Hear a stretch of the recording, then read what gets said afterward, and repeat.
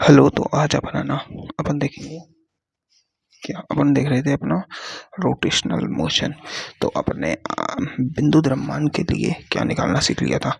जड़त्व आघूर्ण का मान बिंदु द्रव्यमान होता है ना, कोई भी वस्तु बिंदु द्रव्यमान की है तो बिंदु द्रव्यमान की कोई भी वस्तु उसके लिए अपन ने जड़त्व आघूर्ण निकालना सीख लिया था। लेकिन अब बिंदु द्रव्यमान की ही थोड़ी ना वस्तु होती है। वस्तु तो बहुत बड़ी बड़ी होती है, चकती होती है, वलय होती है, रिंग होती है, छल्ला होता है ना। और क्या होती है, वस्तुएं तो बहुत सारी होती हैं। जैसे अपनी कोई भी प्लेट हो गई, रॉड हो गई लोहे की, है ना। इन सब के लिए अपन को जड़त्व आघूर्ण निकालना सीखना है। जल्दी जल्दी से अपन सीख लेते हैं, चलो अच्छे से, है ना। देखो पहली बात, अगर कोई लंबाई की रॉड है, रॉड उसके लिए अपन जड़त्व आघूर्ण निकालना सीखते हैं। देखो ये कोई रॉड है, ये अपन ने रॉड बना दी है अपनी, है ना। रॉड, अब इस अक्ष के सापेक्ष अपन जड़त्व आघूर्ण निकालना सीख रहे हैं। ये है अपनी रोटेशन अक्ष, यानी रॉड है जो ऐसे ऐसे घूम रही है, मतलब ये अक्ष है इसका रोटेशन, और ये अभी ऐसे कैसे घूम रही है ना। इस अक्ष के सापेक्ष ऐसे ऐसे घूम रही है, तो इस अक्ष के सापेक्ष इसका अपन जड़त्व आघूर्ण निकालना सीखेंगे। क्या निकालना सीखेंगे? जड़त्व आघूर्ण। अपन को देखो बिंदु द्रव्यमान का तो आता है ना, I बराबर एम आर स्क्वायर। आर क्या है? उससे बिंदु की दूरी, है ना।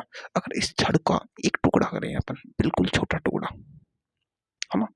मान लो अपने छड़ का एक टुकड़ा कर दिया, ये dx मोटाई का, ठीक है। कितनी मोटाई का कर रहे हैं अपने? dx मोटाई का टुकड़ा कर दिया छोटा, है ना। और अपन ने क्या किया, ये छड़ है ना जो m द्रव्यमान और l लंबाई की है, इसकी लंबाई यहाँ से यहाँ तक कितनी है? l, और ये टोटल लंबाई की है। अपन ने क्या लिया? dx मोटाई यानी dx लंबाई का एक टुकड़ा ले लिया, ठीक है। और इसका क्या ले लिया अपन ने? कितनी दूरी पर है? x दूरी पर है। कितनी दूरी पर? x दूरी पर। x दूरी पर dx मोटाई का वो ले लिया, और इसका द्रव्यमान कितना ले लिया अपन ने? dm। कितना द्रव्यमान ले लिया भाई इसका अपन ने? dm। dm क्या ले लिया? इसका द्रव्यमान। अब ये टुकड़ा ले लिया। अब इस टुकड़े को अगर अपन यहाँ देखें तो ये x दूरी पर ये है, और ये dx मोटाई का टुकड़ा है जिसका द्रव्यमान है dm। तो इसके लिए अपन जड़त्व आघूर्ण लिखना नहीं जानते हैं क्या? जानते हैं, आराम से लिख सकते हैं। क्या? I equal to dm x square. लिख सकते हैं कि नहीं लिख सकते? ये लिखना सीखा? हाँ लिख सकते हैं। अब एक बात बताओ, अगर माना जाए कि ऐसे dx मोटाई के, मतलब इतने अल्पांश टुकड़ा यहाँ भी होगा एक, यहाँ भी, यहाँ भी, यहाँ भी, यहाँ भी बहुत सारे अल्पांश टुकड़े होंगे, है ना। तो यहाँ 0 से लेके और यहाँ L तक क्या dx मोटाई के और dm द्रव्यमान के टुकड़े नहीं होंगे? होंगे। अब इन सब के लिए अपन जड़त्व आघूर्ण निकालें। देखो ये x1 दूरी, x2 दूरी, x3, x4, x5, x6, x7, 8, 9, 10 अनंत टुकड़े होंगे। तो उनके लिए अपन क्या करते हैं? समाकलन। अनंत का क्या करते हैं अपन? समाकलन। तो समाकलन करेंगे अपन, है ना। लेकिन लेकिन लेकिन एक चीज की कमी है यहाँ पर अभी भी। अब अपन को द्रव्यमान तो पता है कि dm मोटाई का है ना, लेकिन dm है कितना ये अपन को पता ही नहीं है। dm कितना है ये तो हमको पता ही नहीं है। ये निकालने के लिए अपन निकालते हैं एकांक द्रव्यमान का एकांक एकांक द्रव्यमान घनत्व, एक, है ना। क्या निकालते हैं? एकांक द्रव्यमान घनत्व, यानी एक अंक है, इकाई, इकाई इसने कितना द्रव्यमान घनत्व घेर रखा है, तो उसको निकालते हैं अपन एकांक द्रव्यमान घनत्व। तो देखो अपन है ना फिजिक्स में 3 चीजें पढ़ते हैं, इधर मैं तुम्हें समझा देता हूँ थोड़ा हल्का। अपन पढ़ते हैं लैम्बडा, अपन पढ़ते हैं सिग्मा, और अपन पढ़ते हैं रो। इसे अपन द्रव्यमान के लिए भी पढ़ते हैं, है ना, और आवेश के लिए भी पढ़ते हैं। ठीक है, इतना समझ आया। अभी है क्या? ये है द्रव घनत्व है, ये घनत्व है। अपन रो घनत्व नहीं लेते हैं क्या? गलत लेते हैं ना। सिग्मा भी घनत्व लेते हैं, तो लैम्बडा भी घनत्व होता है। अब ये सब घनत्व है। कैसा है? इस लैम्बडा को कहते हैं अपन, अगर अपन द्रव्यमान के लिए ले रहे हैं तो इसे कहेंगे अपन एकांक द्रव्यमान घनत्व। क्या कहेंगे? एकांक द्रव्यमान घनत्व। आवेश के लिए ले रहे हैं तो कैसे लेंगे? एकांक आवेश घनत्व। क्या कहेंगे? एकांक आवेश घनत्व। अब ऐसे सिग्मा को क्या कहेंगे अपन? इस सिग्मा को कहेंगे पृष्ठीय आवेश घनत्व। आवेश के लिए ले रहे हैं तो, है ना, आवेश या द्रव्यमान, है ना, घनत्व। ऐसे ही रो को कहेंगे अपन आयतन आवेश, या फिर द्रव्यमान के लिए दिया जाता है द्रव्यमान आयतन द्रव्यमान घनत्व। नहीं, इसे कहेंगे एकांक आयतन घनत्व। रो को कहेंगे, द्रव्यमान नहीं आता है रो में, रो में आता है एकांक आयतन घनत्व। रो लिया जाता है लिक्विड चीजों का, किसका, लिक्विड चीजों का। सिग्मा लिया जाता है पृष्ठीय, मतलब किसी चीज का क्षेत्रफल ले रहे हैं अपन, जैसे कोई ये एक छड़ है, अब इसका ये चौड़ी चौड़ी ये पट्टी है, इसका क्या लेंगे अपन, सिग्मा पृष्ठीय क्षेत्रफल, पृष्ठीय एकांक। अगर इसका एक अंक बिंदु मानेंगे ना, इसका एक बिंदु मानेंगे, तो उसका द्रव्यमान घनत्व होगा सिग्मा। समझ गए। अब ये क्या है, लैम्बडा एकांक द्रव्यमान घनत्व, यानी एकांक द्रव्यमान का घनत्व है लैम्बडा। अब लैम्बडा क्या होता है, एकांक द्रव्यमान का घनत्व, यानी द्रव्यमान बाई एकांक द्रव्यमान क्या होगा, एम बाई एल। लैम्बडा बराबर क्या होता है, एम बाई एल। क्या होता है, एम बाई एल। ठीक है, क्यों क्यों होता है, क्योंकि देखो ये घनत्व है, ये तो घनत्व है अपना, तो अपन को फॉर्मूला आता है कि द्रव्यमान बराबर होता है घनत्व इनटू आयतन। अब यहाँ पर कोई लिक्विड है ही नहीं, तो अपन यहाँ ले किसका रहे हैं, छड़ का। अब छड़ के लिए क्या होगा, द्रव्यमान बराबर घनत्व इनटू उसकी लंबाई, किसकी लंबाई, छड़ की लंबाई, है ना। तो अब देखो द्रव्यमान तो m है और घनत्व क्या है इसका, लैम्बडा, और छड़ की लंबाई क्या है, l। तो m बराबर लैम्बडा l। अब m बराबर लैम्बडा l से अपन घनत्व का फॉर्मूला निकाल लेंगे, m बाई l। ये आ गया एकांक द्रव्यमान घनत्व। क्या है अपना, एकांक द्रव्यमान घनत्व। अब अपन एकांक द्रव्यमान घनत्व आ गया अपना। अब देखो, और एकांक द्रव्यमान घनत्व ये होता है अपना, क्या है, एकांक द्रव्यमान घनत्व। अब अपन को तो निकालना तो डीएम का है ना, डीएम का द्रव्यमान निकालना है। तो देखो अब इधर से अपन एम बराबर क्या होगा, लैम्बडा एल, होगा कि नहीं होगा, होगा। अगर अपन यहाँ एकांक व छोटा द्रव्यमान ले एम और लैम्बडा ले, तो इसकी लंबाई मोटाई कितनी है, देखो ये तो एम लंबाई के, एम द्रव्यमान जो एल लंबाई है ना, एल लंबाई उसका द्रव्यमान एम है, लेकिन डीएक्स लंबाई के का द्रव्यमान कितना है, डीएम। डीएक्स लंबाई की छड़ है और डीएस लंबाई का टुकड़ा है, उसका द्रव्यमान कितना है, डीएम। तो डीएक्स मोड लंबाई के साथ अपन डीएम लिखेंगे, लिखेंगे कि नहीं लिखेंगे। अब लैम्बडा की वैल्यू यहाँ से अपन ये पुट कर देंगे, तो डीएम इक्वल टू क्या आ जाएगा, एम बाई एल डीएक्स। ये आ गया अपना डीएम का, क्या आ गया अपना डीएम, क्या आ गया अपना डीएम। अब यहाँ से अपन डीएम निकालना सीख चुके हैं, कैसे, देखो एकांक द्रव्यमान घनत्व, एकांक द्रव्यमान घनत्व लो, उसका एम बाई एल होता है एकांक द्रव्यमान घनत्व, यानी घनत्व है एकांक द्रव्यमान घनत्व। एकांक द्रव्यमान मतलब द्रव्यमान बटे उसके लंबाई, या फिर क्षेत्रफल ले रहे हैं तो क्षेत्रफल, उसका आयतन ले रहे तो आयतन, है ना। तो m बराबर लैम्बडा एल होता है, तो dm बराबर लैम्बडा dx होगा। तो dm बराबर लैम्बडा की जगह अपन ये लिख सकते हैं, लिख दिया, है ना। अब अपन को क्या करना है, यहाँ पर अपन को जो अपन ने ये निकाला है ना, i बराबर इस छड़ के लिए dx के लिए i बराबर डी मैक्स स्क्वायर, i बराबर अपन ने क्या निकाला है, dm एक्स स्क्वायर। तो इस dm की जगह ये वाली वैल्यू पुट करो, i बराबर क्या आ जाएगा अपना, M by L D X X square. अब यहाँ कर दो समाकलन, समाकलन करेंगे कहाँ से, अब देखो समाकलन कहाँ से करेंगे, लिमिट देखो, हाईएस्ट लंबाई क्या है एल, यहाँ तक लंबाई कितनी है एल, और ये कहाँ से स्टार्ट हो रही है, जीरो से, तो जीरो से एल के लिए लिमिट लगा दो। अब देखो आई समाकलन, देखो एम बाई एल तो बाहर आ जाएगा, ये तो कांस्टेंट वैल्यू है, समाकलन तो एक्स स्क्वायर का होगा dx के सापेक्ष, और लंबाई क्या आएगी इसकी, जीरो से एल। अब देखो एक्स स्क्वायर का समाकलन होता है तो उसको आता है, देखो अगर कोई भी चीज पावर में है और उसका समाकलन करना है, जैसे अपन को एक्स स्क्वायर का समाकलन करता है तो वो होगा एक्स की पावर 3/3, एक्स की पावर क्यू का समाकलन करना है अपन को एक्स की पावर 4/4, एक्स की पावर 7 का समाकलन करना है एक्स की पावर 8/8। ये समाकलन क्या होते हैं, कहाँ से आ रहे हैं, इधर फुट कर लो एक्स, देखो एक्स एन प्लस वन बटे एन प्लस वन। अब एक्स की पावर 2 है तो 2 + 1 कितना हो जाएगा, एक्स की पावर 3 बटे एन प्लस 1 3। ऐसे इस फॉर्मूले से आ रही है ये वैल्यू। तो अपन को क्या याद रखना है, जितनी पावर है उसका प्लस करके ऊपर जोड़ो और एक नीचे जोड़ दो, बस ये समाकलन हो जाएगा। तो अब इसका समाकलन देख लिया अपन ने, इसका समाकलन क्या होगा, अब देखो इसका समाकलन क्या होगा, एक्स की पावर q/3। अब देखो जीरो से एल तक की लिमिट है, कितनी लिमिट है, जीरो से एल तक की। तो देखो m बाई एल, अब देखो पहले x की, एक बार x की वैल्यू ऊपर वाली लिमिट लिखेंगे, अपर लिमिट क्या हो गया, l की power q/q minus lower limit क्या है जीरो, तो जीरो का क्यूब बटे 3। तो जीरो की तो वैल्यू पूरी जीरो हो जाएगी, तो इसे तो हटा दो, बचाइए अपना बस। तो आई बराबर क्या आ जाएगा, एम, ये एल से ये 3 में से 2 गया, तो एम एल स्क्वायर बाई 3। तो ये अपन को पता चल गया क्या कि यहाँ आई बराबर एम एल स्क्वायर बाई 3 आ रहा है। मतलब अगर कोई छड़ है जिसे अगर उसके कोने से घुमाया जाए, यहाँ से रोटेट किया जाए, तो उसका जो जड़त्व गुण आता है वो आता है I am L square by 3। आ गया समझ? बिल्कुल आ गया होगा, बिल्कुल आया कि नहीं आया? ठीक है, आ गया। अब सर ने एक क्वेश्चन करा रखा है नीचे ही जस्ट,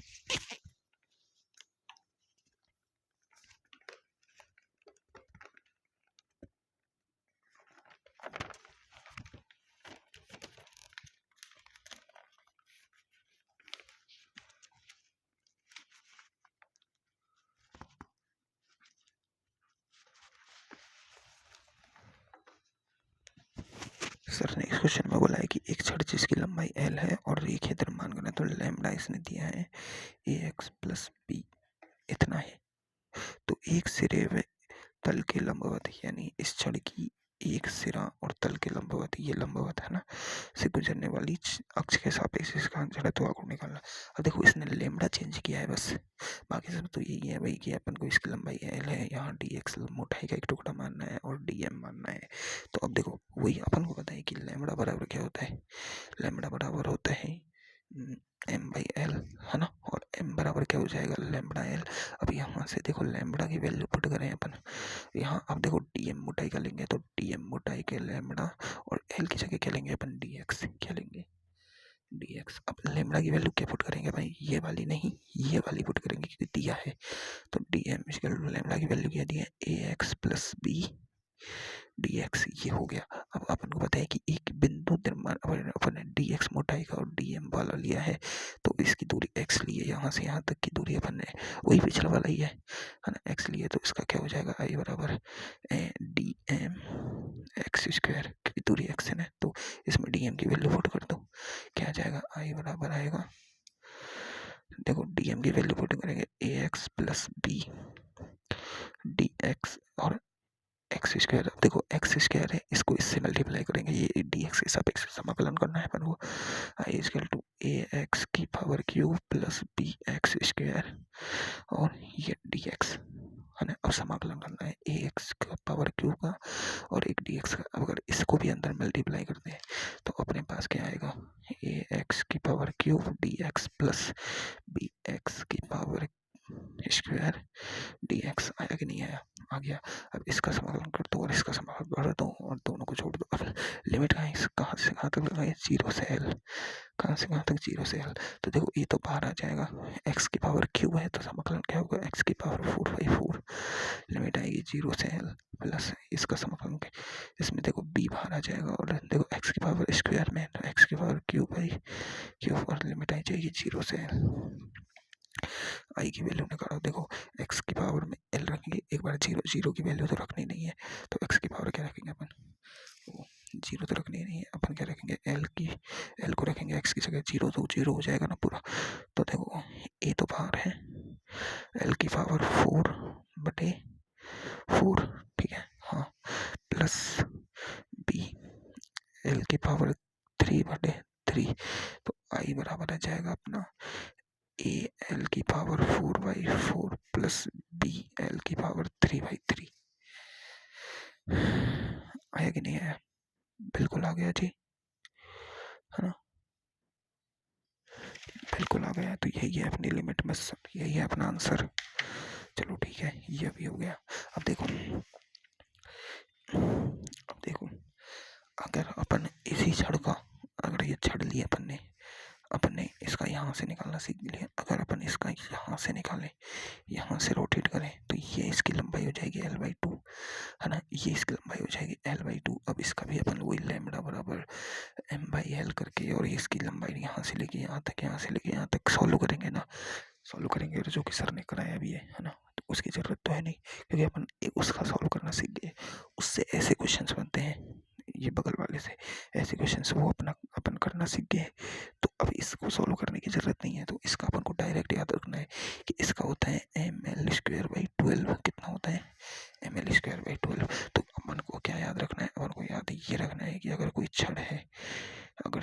है उसका यहाँ से अगर रोटेशन एक्सिस है तो उसका होगा ml²/3।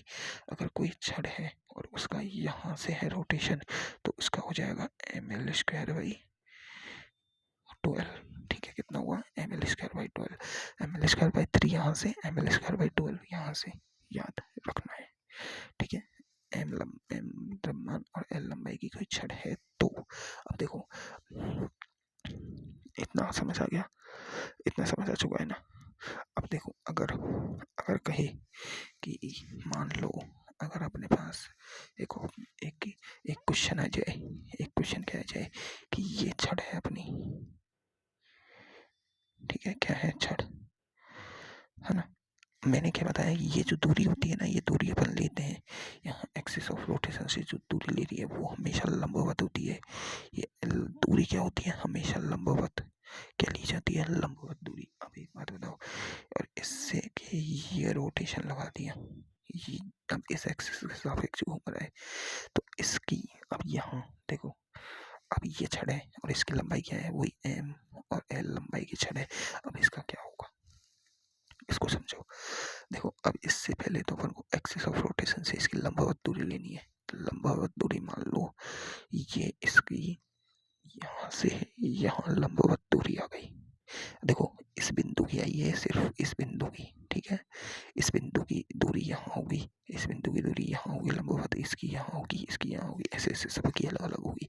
अपन ने एक रैंडम पॉइंट ले लिया इसकी दूरी और इसकी मोटाई ले ली dx और इसका द्रव्यमान ले लिया dm, कोई दिक्कत नहीं।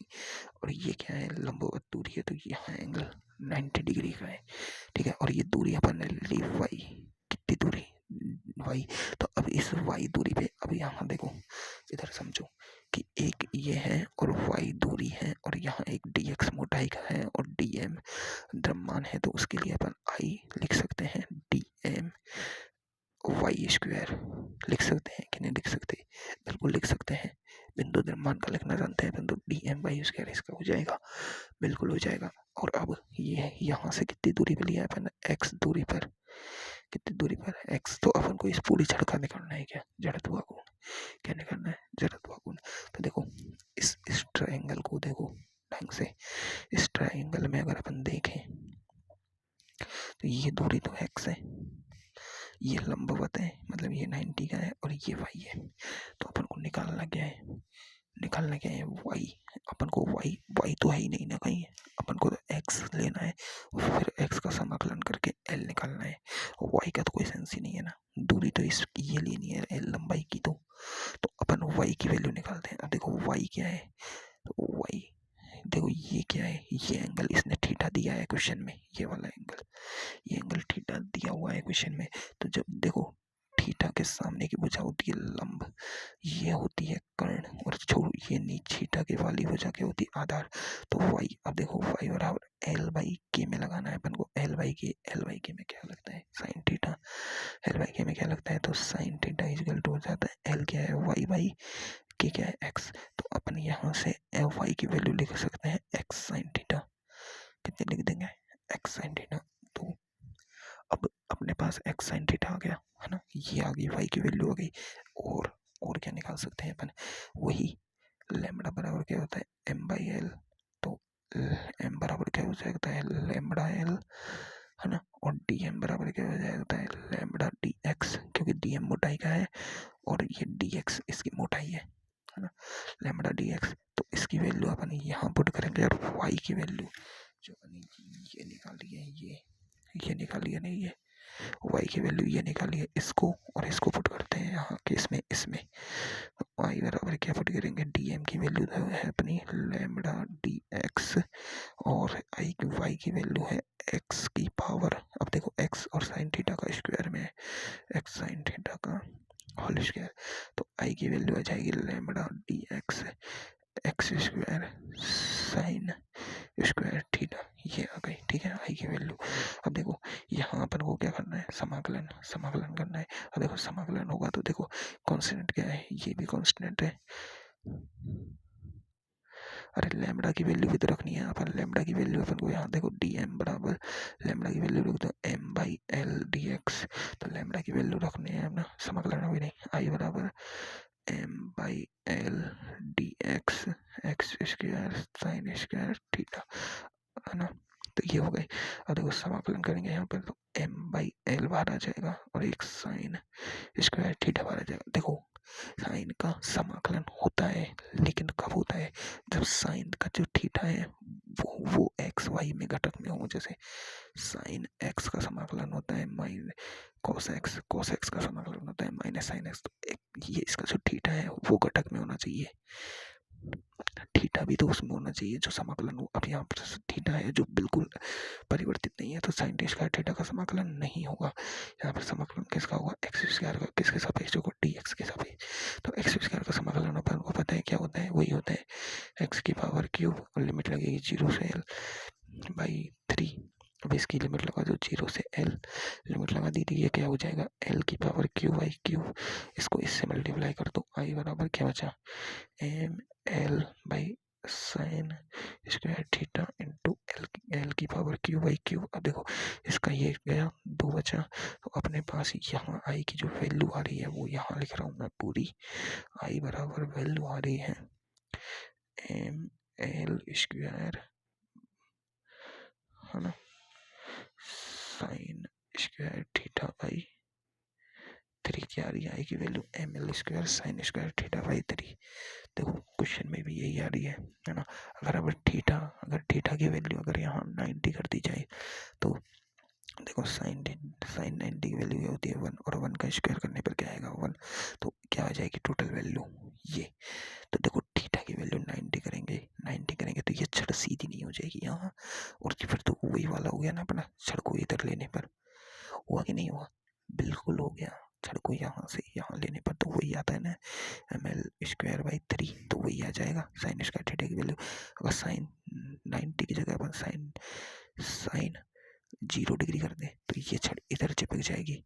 और मैंने क्या बताया, अब ये छड़ कहाँ चिपक जाएगी, इस पे घूर्णन अक्ष पर। अब ये छड़ घूर्णन अक्ष पर ही आ गई, तो घूर्णन अक्ष पर ही आने पर इसका क्या हो जाएगा, साइन 0 की वैल्यू क्या होती है 0, तो इस पूरी वैल्यू 0 हो जाएगी। अगर कोई भी चीज, अब यहाँ से क्या टॉपिक समझ में आया है कि अगर कोई भी चीज ये घूर्णन अक्ष है और इस पर ही कोई चीज आ गई, ये मतलब छड़ आ गया, ये कोई बिंदु द्रव्यमान आ गया, ये कोई गोला इसी पर आ गया, मतलब इससे इसकी त्रिज्या बाहर नहीं जा रही, इस पर ही आ गई, तो इसके सापेक्ष इसका जड़त्व गुण क्या हो जाएगा 0।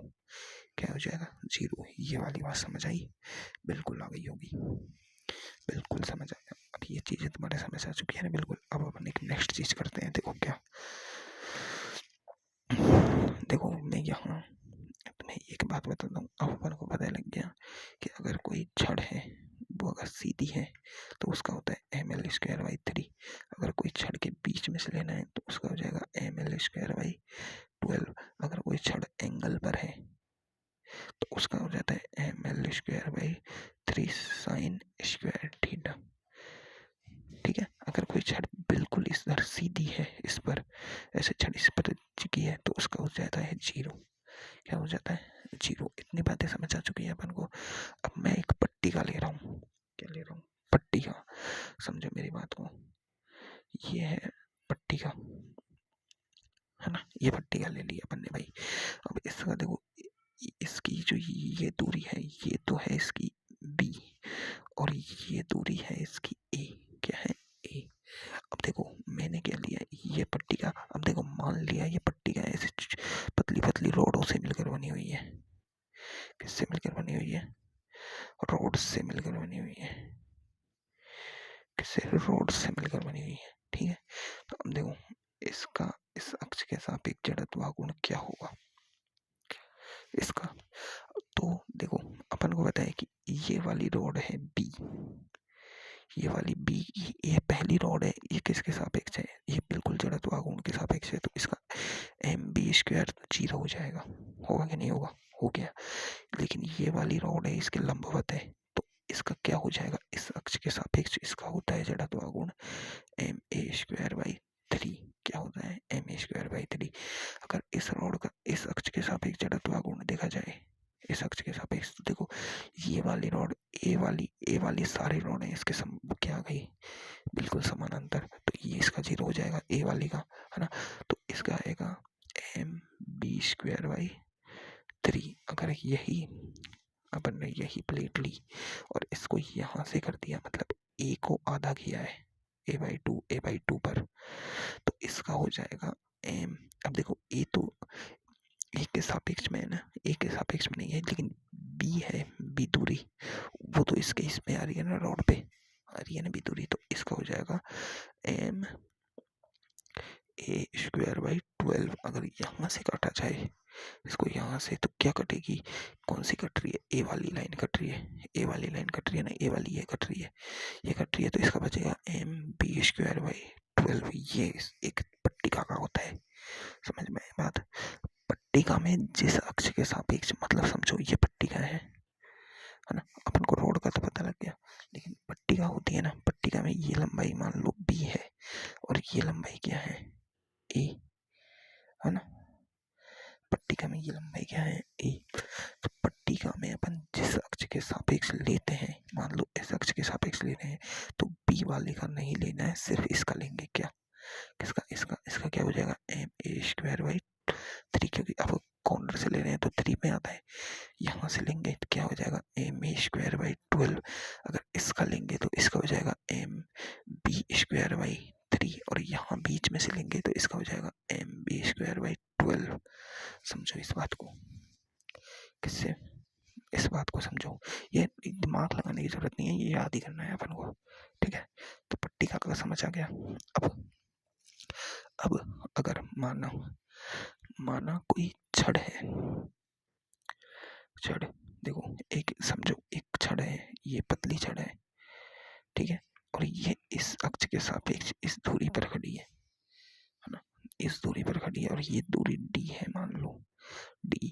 तो इसका ये m लंबाई की है और l लंबाई की है, तो इसका जड़त्व गुण होता है md²। क्या होता है md², I बराबर क्या होता है md²। इसको याद रखना है। अब देखो, अब एक क्वेश्चन है AIPMT 2004 में आया हुआ। क्या क्वेश्चन है, एक छड़ को ऐसे कर दिया और एक छड़ को ऐसे रख दिया, दोनों छड़ है m और l, m द्रव्यमान है और l लंबाई है। अब इस अक्ष के सापेक्ष इनका जड़त्व गुण पूछ लिया।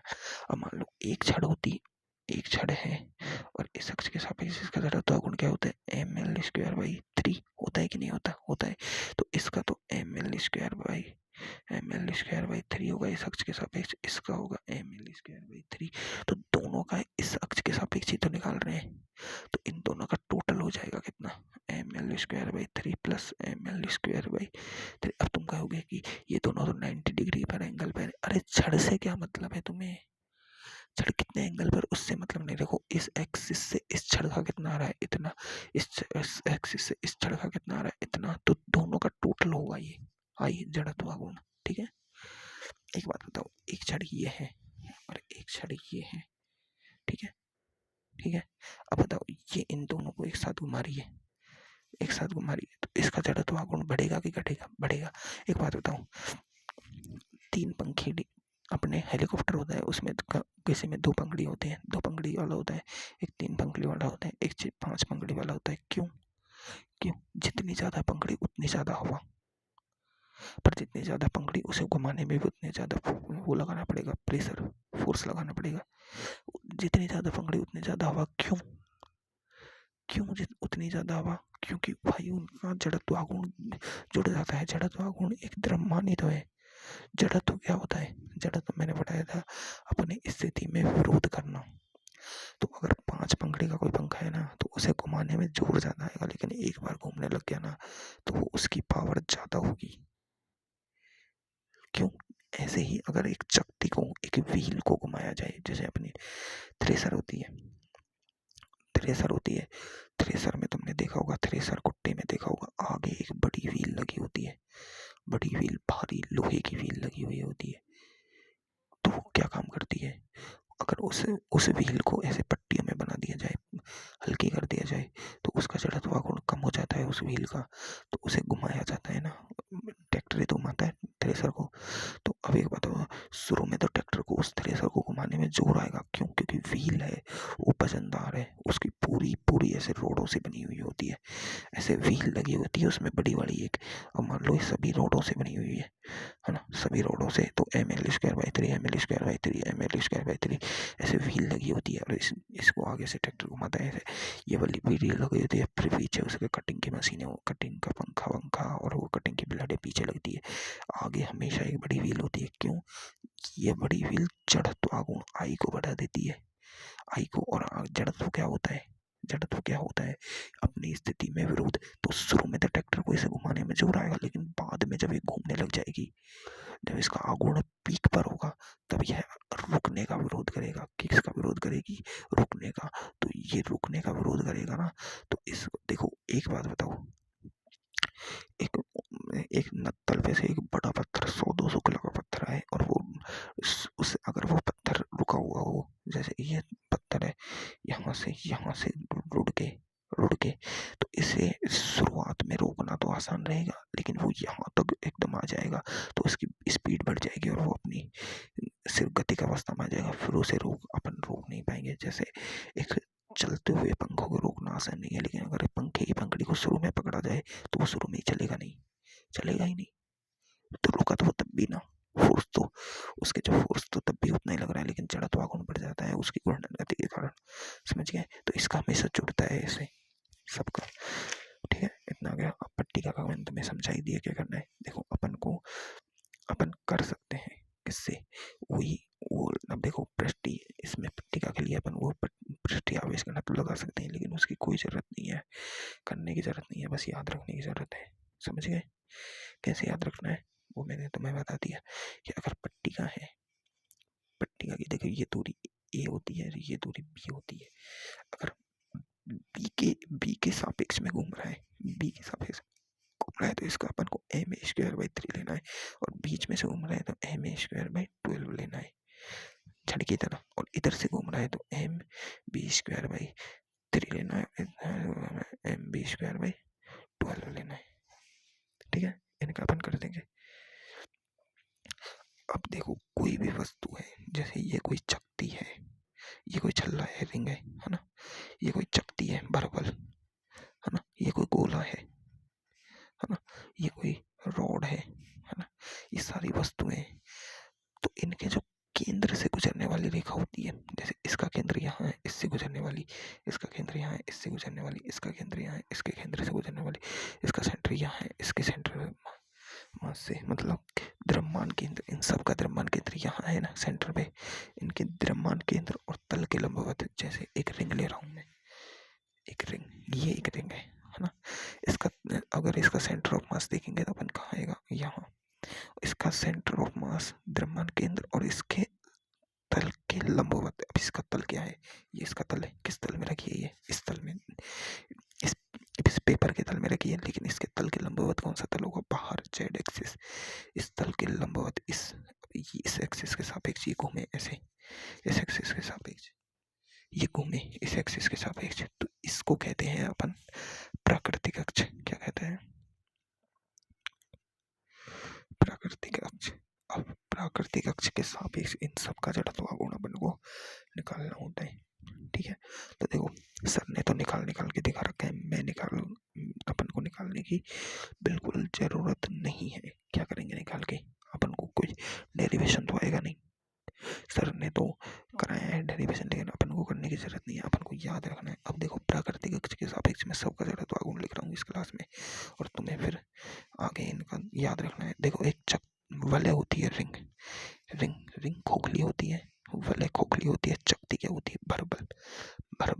भरबल सर्कल होता है। जैसे एक थाड़ी होती है ना अपनी थाड़ी, उसे तो अपन क्या कहेंगे? चकती। और अगर कोई एक, जैसे ये रिंग है, कोई चूड़ी है अपनी, उसे कहेंगे अपन वलय। तो अपन वलय का निकालेंगे ना प्राकृतिक अक्ष के सापेक्ष, उसका आता है I बराबर mr²। कितना आता है? mr²। अगर कोई चकती है बरबल, उसका प्राकृतिक अक्ष के सापेक्ष जड़त्व को निकालेंगे ना, तो वो होता है I बराबर mr²/2। कितना होता है? 2। एक रॉड का प्राकृतिक अक्ष के सापेक्ष कितना होता है? ml²/12। ठीक है, इतना समझ आ चुका है ना? इतना समझ आ चुका है, इन सब का मैं तुम्हें बता दिया है। अब देखो गोला होता है, गोला पूरा परवल होता है ना। गोले के पूरे चारों में कर्व होता है, ऐसे ऐसे कर्व होता है इसका, और इसमें ऐसे ऐसे इसका कर्व होता है, पूरा कर्व होता है, कर्व, है ना। अब इस कर्व गोले का ना प्राकृतिक अक्ष के सापेक्ष नहीं होता है, उसका सीधा होता है यहाँ सेंटर से। और उसका कितना होता है 2। देखो खोखला है, अंदर से खोखला गोला है, 2 बटा कितना होता है, रुको मैं देख लेता हूँ एक बार, भूल गया मैं। खोखला गोला है ना, खोखला गोला, उसका होता है 2/3 mr², है ना। और एक ठोस गोला है ना, ठोस, उसका कितना होता है, इसका होता है 2/5 mr²। कितना होता है 2/5 mr², कितना होता है 2/5 mr²। ठीक है, इतना समझ आ गया। अब इन चारों का, पांचों का तो तुम्हें याद रखना है प्राकृतिक अक्ष के सापेक्ष। आगे का अपन अगली क्लास में देखेंगे, ठीक है।